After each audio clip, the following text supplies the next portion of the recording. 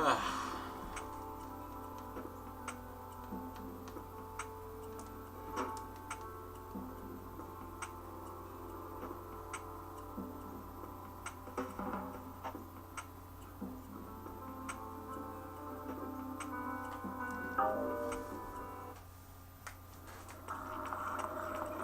know I found Paula in a dumpster, right? What? You said you met her at the supermarket. I did.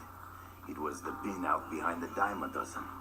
And you just picked her up out of the rubbish and brought her home? Why no? Sometimes I think I hardly know you. Oh, that's funny. Got picked out of a dumpster. God damn, the thing's pulsating. What was that? I don't know, but we've got company, as in lots of. Well, if they pull up a chair, I would be happy to beat them with it. Pull up a chair. Yeah.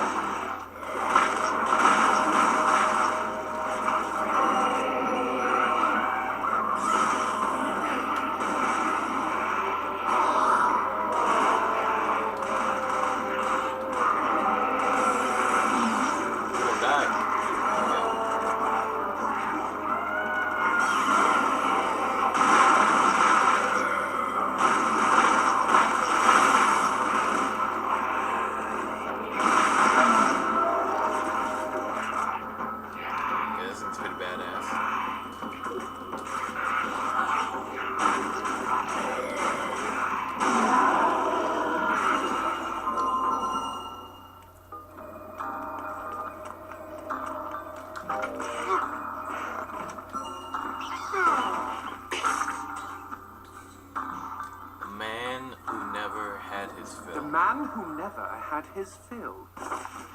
It was a cold and snowy eve. Certainly no night for a man without a home to be walking these grey and endless streets. Inside the pizza parlour, George Reed spun a lively tune on his harmonica. The local children giggled and pointed excitedly at the harmonica man as their parents glowed with approval. His reward would be all the pizza he could eat, 6 pies at least, and a warm bed in one of these folks' homes. He knew they were good for it. But when he tucked in for the night, George had not had his fill. As the years and calories stacked up, most men would have got older and fatter. Yet for all he consumed, George only got thinner as he washed from town to town. Tapeworm. Tonight he plied his trade with some grannies and orderlies in a nursing home. Hoo-ah! His harmonica filled the room with joy. After devouring 3 helpings of pork chops and mashed potatoes, he eyed the plate of the old woman next to him. Juice dribbled down his chin. "Go ahead, Georgie," she said. "You're such a good boy. You shouldn't have to starve." But George had not had his fill. Early the next morning, he was already on the freeway with his thumb in the air. "Where are you headed?" said the man in the truck. "Nowhere," said George. "Anywhere." It was a new decade, and tonight George played to an all but empty bar in the city. He had lost a lot of weight. Afterwards, the only woman in the joint took the stool next to him and asked him his name. The bartender leaned over the counter. "You don't know this guy, Mary. George is famous, been all over the tri-state area." With a wink, he added, "Man's insatiable." And that night, George proved it as he buried his face in Mary's beaver. Wow. Holy woodland creatures! Attaboy, George! Attaboy, George! "Play that harmonica," she purred. But even after 5 trips to heaven and back, he had not had his fill. My The God. morning after was an awkward affair as they stared at each other over coffee. One wanted to feel more, the other just wanted to feel. In his final days, George was all skin and bones. I can relate, except for the skin part. His last meal had been a mistake. It was on a sidewalk one night in a small suburban town that he came across the boy. Hungrily, and with an agonized grimace, he opened his mouth to beg for help.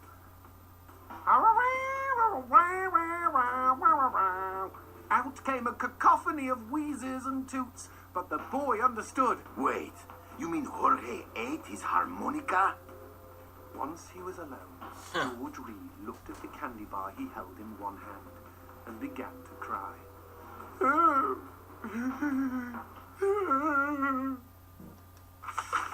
They found George's half-eaten body in a market next town over. In one hand he held a knife, in the other a fork. Chunks of flesh had been torn from his chest and his arms. Blood framed an eerie smile.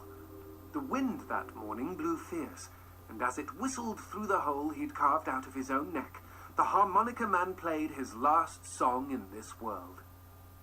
There were Gawkers, and many knew him. They shared stories of how he'd filled them with hope, filled them with life. They, at least, had had their fill. Especially Mary. My The God. end. That was one fucked up book. Don't know what the point of all that was, but damn, fucked up. I bet you that was with the guy with the guy we just fought. Because I got a trophy saying about something with George. It's probably him, which is kind of funny. Oh, it would explain the music he made when he was fighting him.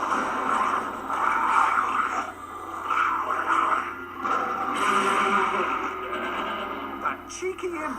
He doused our goat! Then let's put out some lights of our own. Try that shit, man.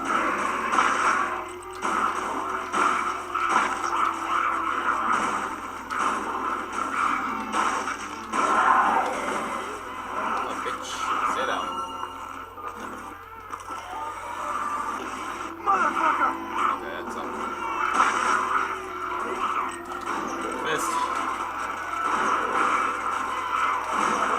Would you Yeah, kindly bitch. bust a cap in those mother fudges before they douse the lights? Those motherfuckers.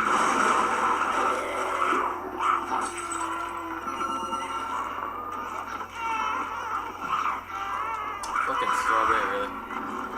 Oh shit.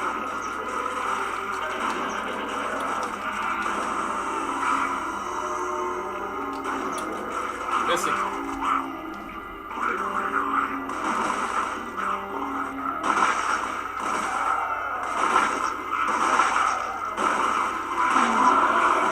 We never finished talking about you kidnapping Paula. I didn't kidnap her. You hauled her out of a skip. Isn't that illegal in some states? What does she say? Nothing. Not for weeks. I was afraid to even touch her, you know. Like she didn't belong to me. To anyone. But something changed. There was a phone call. I thought it froze again. I was getting a little Speaking pissed. of phones, put that on hold, G. We've got company.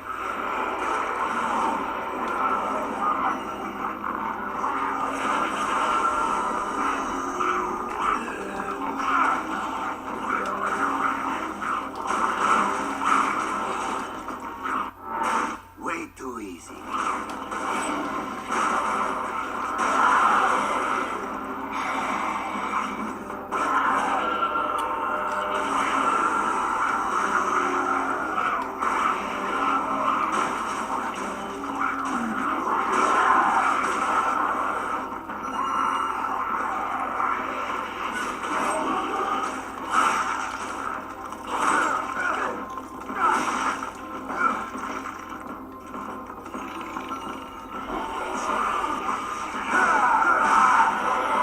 Bitch.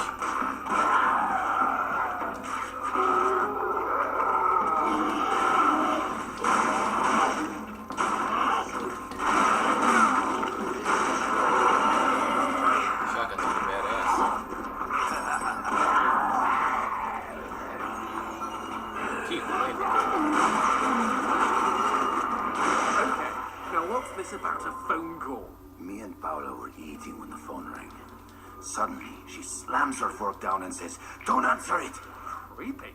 First thing she ever said to me. I got up to take the call. Johnson, you should have seen her. She jumped out of her chair, ran to the phone, and ripped it right off the wall. Whoa. Then she came and put her arms around me and started crying. It was the craziest, weirdest, Sexiest thing I have ever seen. I have been hers ever since. What? Demons don't like teeth? The gun laws here are very strict. Haven't you wondered why they don't shoot back? You and I are violating almost every rule in the book. Heck, I'm practically made of teeth. That's kind of weird that there's a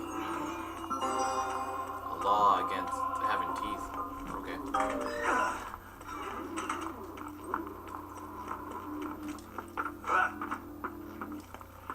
Got a straw man. I'm gonna go use that on that thing.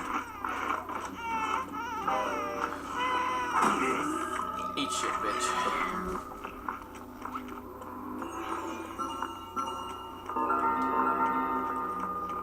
Nice.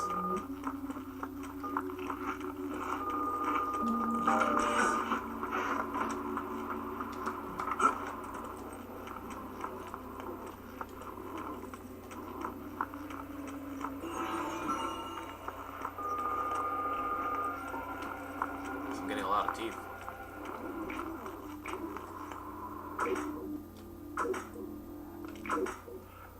Oh, that's cool. Johnson changes colors. Like once you change weapons. Pretty badass, actually.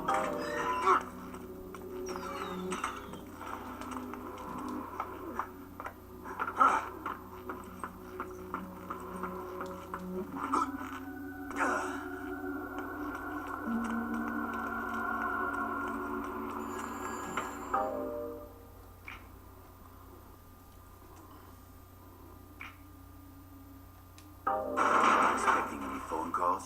No, siree. Maybe it's from Paula. Or at least someone with answers. The hell's that? See a phone? Dios mío. Paula, is that you? When will this fucking torture end? Ah! From hottie to hamburger, just like that.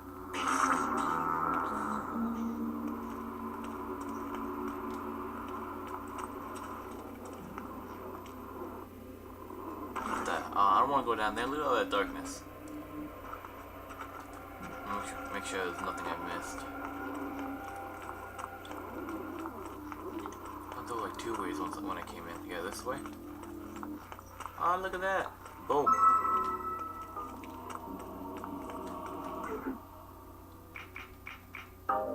Wait, I keep forgetting that's not the one I want. The teether.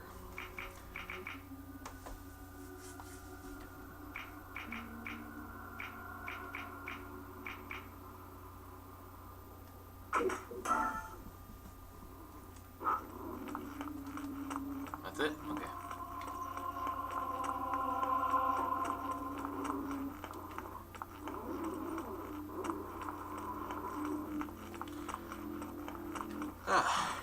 Here we go.